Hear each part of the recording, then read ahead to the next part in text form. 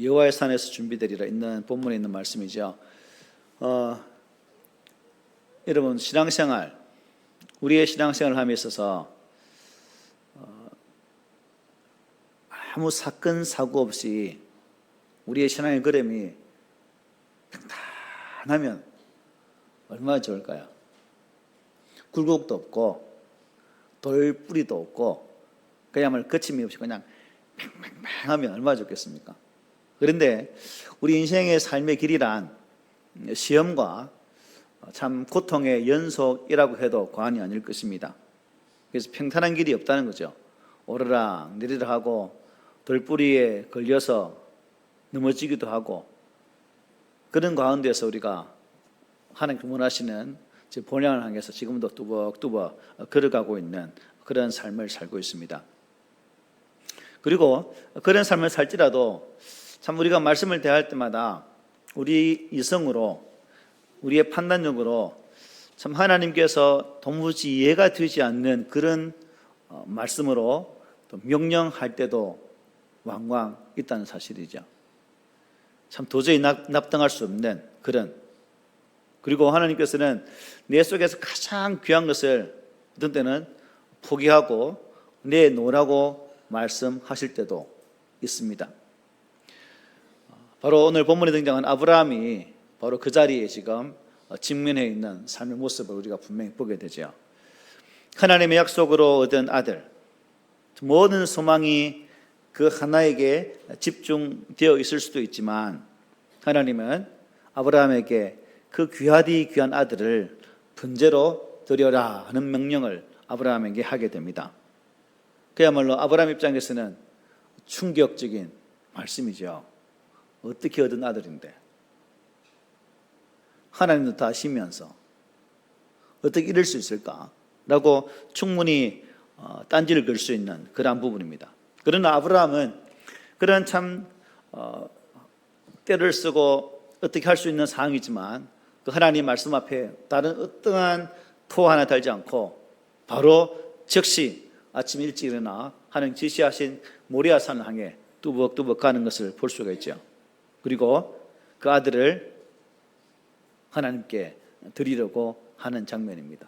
그런데 하나님께서는 이런 아브라함 믿음을 보시고 그 믿음에 상응하는, 즉 그 믿음에 반하여서 또 하나님께서 귀한 것을 예비하셔서 아들 대신에 번제로 드리게 하는 은혜가 오늘 본문 말씀에서 우리에게 잘 나타나고 있습니다. 여호와께서 친히 준비하시리라.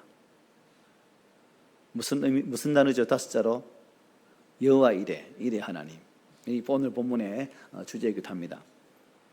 이 사건은 여러분 단순히 아브라함 한 사람, 그 아브라함의 한 사람의 이야기로 끝나지 않죠. 그것은 바로 나에게, 우리에게 묻고 있는 하나님의 질문일 수도 있습니다. 나는 무엇을 하나님께 드릴 수 있을까? 무엇을? 하나님 말씀 앞에서 나의 소중한 것을 나는 과연 내려놓을 수 있을까? 즉 나는 무엇을 포기할 수 있을까? 이 시간 여러분에게 하나님께서 뭔가를 포기하라고 하신다면, 여러분의 가장 귀한 것을 잠시 내려놓을래? 라고 말씀하신다면 여러분들은 어떻게 하시겠습니까? 그리고 그러한 상황 속에서 나의 가장 귀한 것을 내려놓으라는 그 말씀 앞에 과연 나는 그 하나님을 전적으로 신뢰할 수 있을까? 그럼에도 여러분 신뢰할 수 있겠습니까?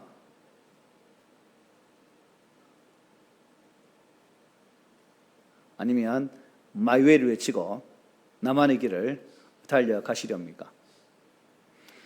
오늘 본문을 통해서 우리는 그 믿음의 순종이 어디로 이끌어지는지, 그리고 그 하나님의 그 은혜로운 응답이 어떻게 드러나고 있는지를 함께 살피면서 우리 각자의 신앙에 적용해보는 그런 시간이 되었으면 합니다. 본문 5절에 이렇게 말씀하죠. 이 아브라함이 종들에게 이르되 너희는 나귀와 함께 여기서 기다리라. 내가 아이와 함께 저기 가서 예배하고 우리가 너희에게로 돌아오리라 말씀해요. 사도 바울은 로마서 4장 17절에서 이렇게 말씀했습니다. 그가 믿은 바 하나님은 죽은 자를 살리시며 없는 것을 있는 것으로 부르시는 이시라. 그가 아브라함이 믿은 바 그렇다는 거죠. 그리고 히브리서 기자는 이렇게 증거합니다. 아브라함은 시험을 받을 때에 믿음으로 이삭을 드렸으니 그는 약속들을 받은 자로 돼 그 외아들을 드렸느니라고 말씀합니다. 그리고 이어진 19절에 보면 이렇게 말씀합니다. 그가 하나님이 능히 이삭을 죽은 자 가운데서 다시 살리실 줄로 생각한지라 비유컨대 그를 죽은 자 가운데서 도로 받은 것이니라. 즉 아브라함은 믿음으로 하나님께서 비록 그 아들을 바치라 명령하셨지만 그 아들을 살리실 것을 분명히 믿고 행동으로 옮겼다 하는 거죠. 여러분 놀라운 믿음 아닙니까? 아브라함이 어떻게 이렇게 놀라운 믿음으로 변화되었을까요? 하나님 약속의 말씀도 믿지 못하고 야야 분명히 너를 통해서 자식이 날 거야 라는 그 약속의 말씀을 신뢰하지 못하고 불장난을 통해서 하갈을 통해 아들을 낳고 그 와중에 가정에 그야말로 고통이 임하는 또 그런 말미암아 하나님께 허락하신 아들 이삭이 이스마엘로 고통을 당하는 그 모습 속에서 첫째 부인과 둘째 부인이 싸우기도 하고 내보내는 이 흐름 속에서 그런 과정을 보면 하나님은 아브라함이 어찌 보면 우리가 믿음이 없다 볼 수 있겠지만 이런 과정을 통해서 아마 믿음이 더 단단해진 것 같아요. 그리고 이삭을 실제적으로 자신의 손으로 안는 그 은혜로운 결과 속에서 하나님을 전적으로 신뢰할 수 있는 그러한 믿음으로 변화되어진 아브라함이 되지 않았을까. 참 수시로 넘어지는 아브라함. 우리 같으면 기다려주지 않을 것인데 하나님은 그렇게 넘어지는 아브라함을 기다리셔서 또 그의 인생의 삶에 개입해 주셔서 그를 믿음의 조상으로 올곧게 잘 세워가시는 일하시는 하나님의 모습을 아브라함의 개인의 역사를 통해서 우리는 분명히 볼 수가 있습니다. 이런 과정을 거쳐서 이제 하나님께서 야야 비록 하나밖에 없는 아들이지만 나를 위해 저 산에 가서 바칠래? 라고 했을 때 아브라함은 어떠한 대꾸도 하지 아니하고 그 말 앞에 전적 순종하며 모리아산으로 나가는 것을 볼 수가 있습니다. 하나님은 왜 여러분 아시는 것처럼 왜 이삭을 바치려고 했죠? 아브라함을 뭐 하시려고? 시험하시려고. 하나님에 의해서 다듬어진 아브라함. 하나님의 이 시험 앞에 아브라함은 흔들리지 않았어요. 그냥 우리 관계 속에서 닦여서 배워졌다면 흔들릴 수 있겠지만 하나님에 의해서 연단되어지고 온전히 세워졌던 믿음의 조상 아브라함은 이 하나님의 말씀 앞에서도 흔들리지 않고 그 말씀 앞에 섰다는 겁니다. 죽은 자를 살리시고 없는 것을 있게 하시는 하나님으로 믿고 그 명령 앞에 순종을 했다는 것입니다. 용납이 안 되는 그런 우리로서는 도저히 힘든 그런 말씀이죠. 기꺼이 순종하고 받았다는 거죠. 그래서 아침 일찍 일어나 이제 번제물을 바칠 이삭과 함께 여호와께서 지시하신 그 상을 향해 나아가게 됩니다. 오늘 여기 보니까 앞에 본 말씀처럼 우리가 너희에게로 돌아오리라. 이 말씀이 중요하죠. 종들을 따돌리기 위한 그런 말이었을까요? 저는 그렇게 않다고 봅니다. 이 말씀 속에는 아브라함의 분명한 흔들리지 않는 믿음의 고백이 담겨 있다는 거죠. 아브라함은 잠시 후 희생제물로 바쳐질 아들을 여호와께서 살려주실 줄을 믿고 그것을 공개적으로 이렇게 말했습니다. 우리가 너희에게로 돌아오리라. 우리가 하는 말 속에 누구와 누구를 포함되어 있죠? 아브라함과 이삭이 포함되어 있는 말씀이죠. 그리고 6절에 이렇게 말합니다. 아브라함이 이에 번제나무를 가져다가 그의 아들 이삭에게 지우고 자기는 불과 칼을 손에 들고 두 사람이 동행하더니 라고 말합니다. 생각해 보십시오. 이삭은 25년을 정말 오매불망 기다리다 얻은 아들입니다. 둘도 없는 외아들. 이 아브라함 부부에게는 그야말로 자신과 뗄래야 뗄 수 없는 분신과도 같은 존재가 이삭입니다. 그런데 그 아들이 자신을 태울 나무를 쥐고 가는 모습을 한번 상상해 보십시오. 그리고 자기는 불을 들고 칼을 들고 부모 입장에 아버지 입장에서는 기분이 어땠을까요, 여러분? 참 억장이 무너지는 내 새끼를 이렇게 보내야 되나 라는 그 마음이 있었겠죠. 근데 아브라함은 그냥 네 나무 들고 메고 나는 불 들고 지금 가고 있습니다. 우리 사람 말로 어떻게 표현할 수 있겠습니까? 이 상황을.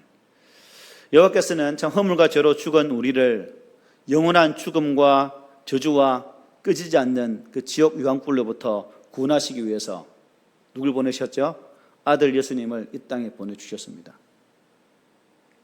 아마 아브라함의 그 마음과 하나님 아버지의 마음을 한번 여러분 대비함시켜 보십시오. 하나님은 홀로 한 분이시고 그분은 우리를 위해 아들을 내주셨습니다. 하지만 아브라함은 하나님 살려주시잖아요. 근데 하나님은 아니죠. 이삭이 결국 누굴 예표하죠? 예수님을 예표하잖아요. 장차 우리를 위해 죽으실, 번제로 죽으실 예수 그리스도. 그분은 자신의 온몸을 우리를 위해 내놓으셨고 참 그 마지막 시험 앞에 땀이 피가 되도록 간절히 기도하셨고 십자가에서 온물을 다 쏟아셔서 우리를 위해 기꺼이 죽어주셨습니다. 그분은 그 고통의 길을 아버지께서 가라 하셨기 때문에 순종하며 그 죽음의 길을 걸어가셨습니다. 오직 나 한 사람을 살리시기 위해서 우리를 하나님의 거룩한 구원의 은혜 안에 들어오시게 하기 위해서 그 길을 걸어가셨다는 거죠. 그 순종이 계셨기 때문에 우리가 오늘 이렇게 하나님을 찬양하는 이 자리에 있다는 사실입니다. 세상 그 무엇과도 바꿀 수 없는 이 깊은 은혜. 그러면 우리는 매 순간마다 이 하나님의 놀라운 사랑 앞에 감사하고 또한 아브라함의 순종의 모습이 결코 그 사람 한 사람만의 순종이 아니라 오늘날 그 믿음을 이어가는 우리 또한 나의 삶의 자리에서 순종하며 나아갈 수 있는 그런 자세가 우리 가운데 있어져야 되지 않겠습니까? 이어지는 7절로 8절로 이렇게 말씀합니다. 이삭이 그 아버지 아브라함에게 말하여 이르되 내 아버지여 하니 그가 이르되 내 아들아 내가 여기 있노라. 이삭이 이르되 불과 나무는 있거니와 번제할 어린 양은 어디 있나이까? 이 질문 앞에 아브라함이 어땠을까? 뜨끔하지 않았을까요? 이어지는 8절에 이렇게 있습니다. 아브라함이 이르되 내 아들아 번제할 어린 양은 하나님이 자기를 위하여 친히 준비하시리라 하고 두 사람이 함께 나아갔다 말합니다. 아들의 이 질문 앞에 성경은 이제 7절 8절 연달아 말씀하기 때문에 바로 따라서 나오지만 이 말을 들었던 아브라함은 어땠을까요, 여러분? 잠시 면봉에 빠지지 않았을까요? 이 답을 어떻게 하지? 그리고 그 잠시의 침묵 속에 이런 답으로 이삭에게 말을 했습니다. 여호와께서 친히 준비해 주실 것이다. 하나님께서 당신의 뜻 안에서 가장 선한 것으로 그 길을 이루어 가실 것이다. 이게 아브라함 믿음의 고백입니다. 아브라함이 여러분 이런 고백을 하기까지 참 우리 하나님이 많은 일을 하셨고 또 이 아브라함의 고백 앞에 아브라함 믿음이 참 많이 성장했고 성숙했고 연단되어졌다 하는 것을 또한 우리는 보게 되죠. 하나님께서 일하신 결과는 항상 선한 결과입니다. 우리가 일하면 실수투성이고 모자란 투성이고 어떤 후회 투성이겠지만 하나님이 일하신 결과는 언제나 가장 선한 모습으로 나타나게 된다는 사실 또한 이것을 통해서 보게 되죠. 물론 당장은 이해하기 힘들고 받아들이기 어렵고 용납하기 힘들 수 있겠지만 그러나 하나님께서 일하시면 반드시 우리에게 가장 선한 결과로 역사하시는 사실을 분명히 볼 수 있습니다.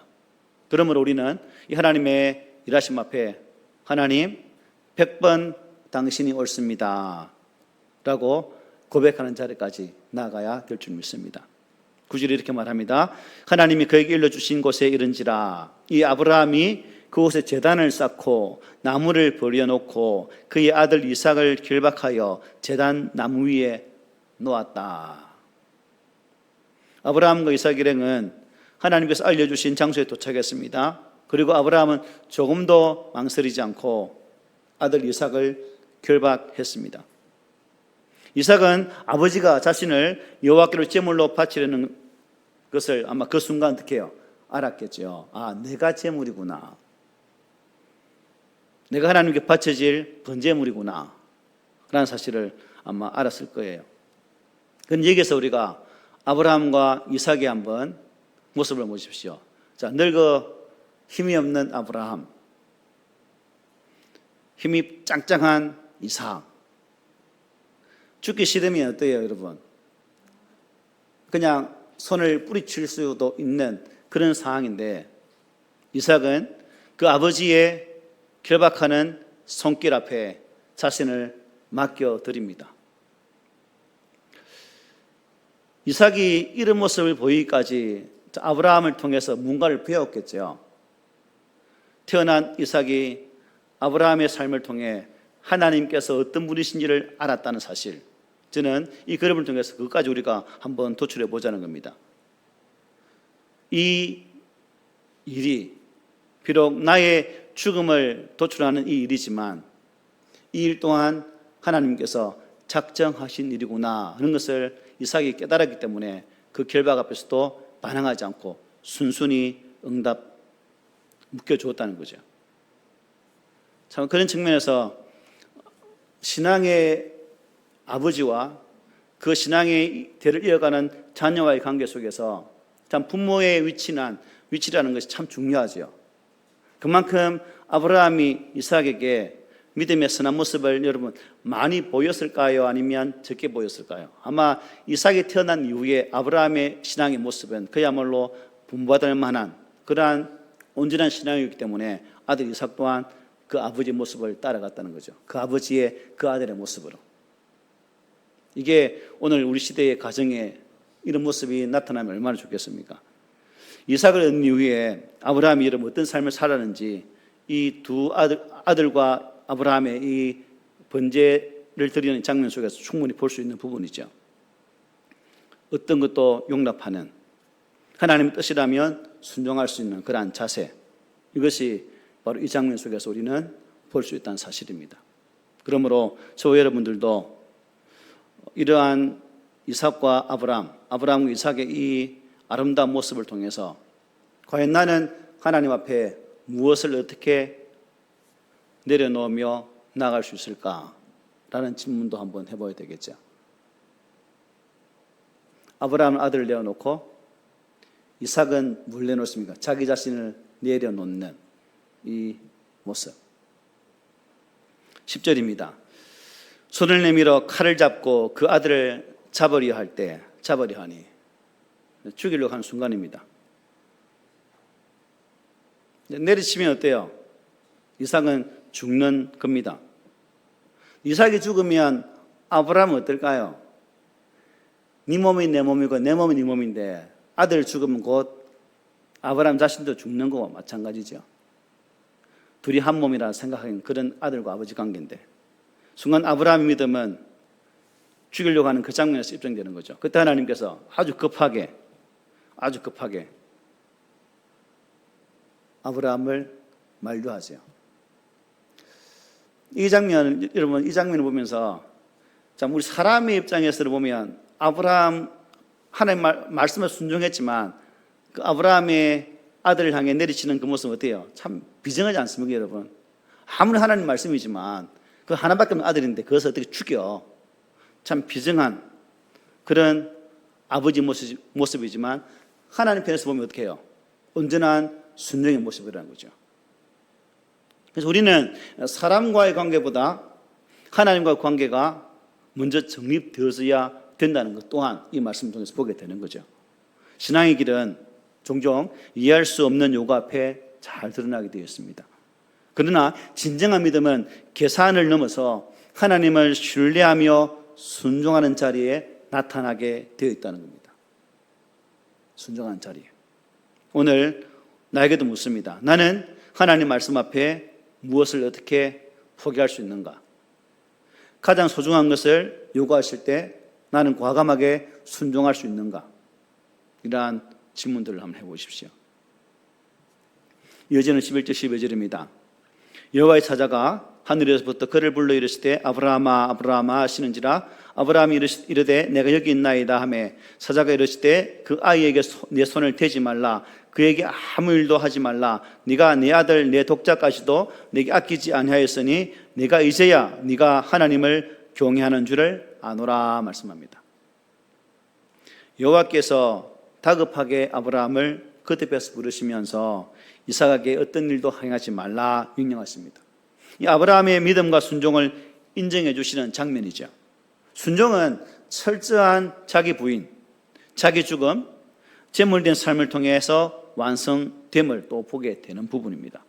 여러분, 로마 군인들 앞에 우리 주님께서 반항했을까요? 아니죠. 잠잠하게 그대로 순응하셨습니다. 역시 아무것도 하지 아니하고 그 길을 걸어가셨던 우리 주의 모습을 통해서도 이 장면을 우리가 연상할 수 있는 부분입니다. 그러므로 저와 여러분들이 이 신앙의 귀한 삶을 살아감에 있어서 주님의 거룩한 말씀 앞에 항상 순종하고 또 그 순종의 삶이 내 삶의 고통이 된다 할지라도 그것이 하나님께서 원하시는 길이라면 그 길을 온전히 걸어가는 우리가 되셨으면 참 좋겠습니다.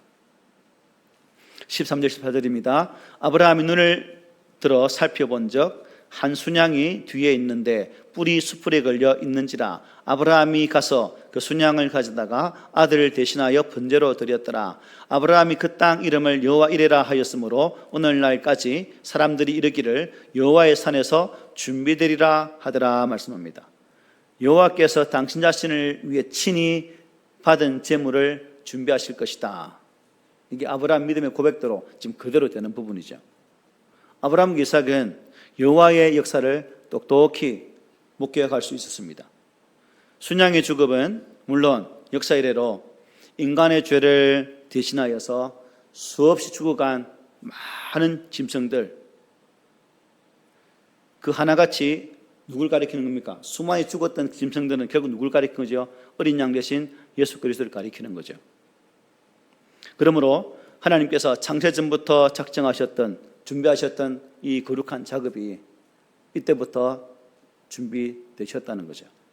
무수히 많은 선자를 통해서 말씀으로 예언되어진 것입니다. 때가 이르자 마침내 세상에 나타나게 되는 거죠. 모진 고난과 핍박을 받고 십자가에 못 박혀 죽게 하셨습니다. 죽음을 이기시고 부활하셨습니다. 허물과 죄로 죽은 인류 구원을 그리고 완성해 주셨습니다. 믿음으로 받고 순종하면 누구나가 누릴 수 있는 은혜라는 거죠. 그러므로 우리가 매 순간 이런 주님의 거룩한 십자가 은혜를 우리의 삶으로 온전히 받아들이는 그 믿음이 우리 가운데 있기를 소망합니다. 문제는 뭘까요? 이 모든 것이 저와 여러분들의 어떠한 노력과 수고로 얻어지는 것이 아니다는 거죠. 전적인 하나님 편에서 주어지는 은혜라는 겁니다. 우리의 구원의 가치가 그만큼 귀한 거죠. 그러니까 사람으로 노력을 통해서 한다면 모든 것이 헛사로 끝나고 말 것입니다. 하나님께서 우리를 믿을 수 있도록 순종할 수 있도록 성령을 통해 우리의 마음을 그렇게 만들어 주셔서 이렇게 예수 그리스도를 믿는 주의 백성으로 지금 이 자리에 앉아 있다는 사실이죠. 하나님은 우리가 순종의 기름을 내디딜 때 결코 우리를 여러분 빈손으로 돌려보내지 않습니다. 이미 우리의 필요를 아시고 미리 예비하시면서 가장 좋은 은혜로 허락하실 것입니다. 이삭 대신 수풀에 순양을 예비하신 것처럼 우리의 삶 가운데도 여호와 이레로 하나님께서는 분명히 역사하여 주실 것입니다. 그리고 이어지는 15절 18절입니다. 여호와의 사자가 하늘에서부터 두 번째 아브라함을 불러 이르시되 여호와께서 이르시기를 내가 나를 가리켜 맹세하노니 네가 이같이 행하여 내 아들 내 독자도 아끼지 아니하였은즉 내가 네게 큰 복을 주고 내 씨가 크게 번성하여 하늘의 별과 같고 바닷가의 모래와 같게 하리니 내 씨가 그 대적의 성문을 차지하리라. 또 내 씨로 말미암아 천하 만민이 복을 받으리니 이는 네가 나의 말을 준행하였음이라 하셨다 하니라 말씀합니다. 하나님께서는 당신의 이름을 걸고 처음 아브라함에게 주셨던 약속을 재차 보증으로 말씀해 주고 계십니다. 약속의 핵심이 뭐예요? 내시죠, 내시. 곧 예수 그리스도를 가리킵니다. 예수 그리스도를 통해서만 사탄이 다스리시는 세상 문을 깨뜨릴 수 있다는 거죠. 천하 만민이 영원한 구원과 생명과 그 하나님 나라라는 그 진정한 복을 선물로 예수 그리스도 안에서 받게 된다는 사실입니다. 그러므로 여호와의 약속은 여러분 비록 더딜지라도 느린 것 같아도 하나님의 계획 속에서 차근차근 이루어지고 있다는 사실. 그러므로 우리의 성급함이 하나님의 그 은혜를 그냥 흘려보내지 않도록 항상 우리가 잠잠히 기다리고 하나님 역사하심을 소망할 수 있는 그러한 저와 여러분들이 되었으면 합니다. 그리고 이렇게 본문은 마무리됩니다. 이 아브라함이 그의 종들에게로 돌아가서 함께 떠나 브엘세바에 이르러 거기 거주했다 말씀합니다. 산에서 내려온 아브라함은 종들과 함께 브엘세바로 돌아갔고 여호와께서 살게 하시는 복된 삶을 아마 계속 살게 됩니다. 진짜와 가짜의 여부는 결국 무엇을 통해 판가름 날까요? 시험을 통해서 판가름 나게 되어 있다. 바라기는 저와 여러분들이 참 급박한 시대에 살고 있고 혼탁한 시대에 살고 있고 수많은 유혹이 존재하는 시대에 살고 있지만 하나님의 거룩한 말씀 안에 서서 세상 유혹하는 그 시험 속에서도 흔들리지 아니하고 올곧게 말씀의 길을 달려가는 우리 모두가 되었으면 좋겠습니다. 사도신경에 이 믿는다라는 표현 속에는 심장을 바친다는 뜻도 포함되어 있습니다. 믿는다 속에는. 진짜 믿음은 99%의 진심이 아니라 여전히 붙잡고 있는 뭐까지요? 남은 1%를 드릴 때 그게 진짜 믿음이 되는 겁니다. 이런 믿음이 있어야 필요를 미리 파악하시고 미리 준비하시고 미리 채워주시는 그 여호와 하나님의 그 은혜가, 여호와 이레의 하나님의 은혜가 우리 삶 가운데에 나타나게 된다는 사실입니다. 여러분, 모리아 산에서 일어난 사건은 단순한 순종의 시험이 아니라 하나님의 구속의 역사를 예표하는 위대한 제사였습니다. 아브라함은 아들을 드리려 했으나 하나님은 그를 멈추게 하시고 대신 제물로 순양을 준비해 주셨습니다. 이 장면은 훗날 인류의 죄를 대신하여서 하나밖에 없는 독생자 예수 그리스도를 십자가에 내어주신 하나님의 사랑의 모습을 보여주는 하나의 그림자이기도 합니다. 그러므로 오늘 우리도 각자의 모리아산으로 한번 올라가 보면 어떨까요? 하나님이 내게 올라가라고 한 산, 내려놓기 힘든 것, 도저히 이해되지 않는 요구 앞에서 우리는 주저할 때가 있을 것입니다. 그러나 믿음으로 순종한다면 하나님은 반드시 그 자리에 예비된 그 은혜로 우리에게 보여주실 것입니다. 그리고 그 순종은 나만이 아니라 우리의 자녀와 우리의 공동체, 나아가 교회를 살리는 복된 통로가 되게 하실 것입니다. 결국 모리아산은 순종의 산이자 은혜의 산이자 그리고 하나님의 약속이 재확인되는 거룩한 산입니다. 오늘 우리도 그 산을 오르는 그 믿음을 가지고 여호와 이레 되시는 그 하나님을 날마다 경험하는 그러한 성도가 되시기를 오늘 말씀으로 부탁을 드립니다.